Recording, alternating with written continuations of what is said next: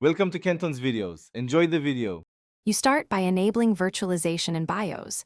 This gives the VM access to CPU acceleration, which matters for performance. Once done, download a compatible Chromium OS build, pick a 64-bit image that matches your hardware. Next, install VirtualBox or VMware Player on Windows 11 so you can run the image.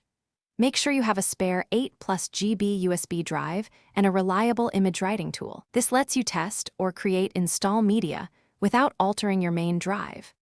Now create the virtual machine and configure resources.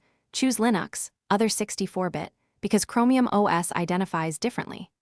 Allocate at least 4 GB of RAM and 2 CPU cores, more if available, and set 32 GB or larger virtual disk for persistent storage.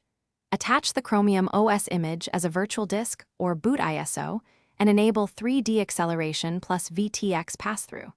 Once configured, start the VM and watch the boot messages. If it stalls, tweak cores, RAM. Finish by completing the Chromium OS out-of-box experience. Sign in with your Google account, enable sync, and check system updates to get recent fixes. You should install Virtual Machine Guest Editions or the equivalent drivers to improve mouse, keyboard, and display behavior. If something goes wrong, revert to the image checksum to verify integrity, confirm virtualization is enabled in firmware, and increase VM resources. These fixes resolve most boot and performance problems. If network or USB pass-through fails, disable snapshots and retry.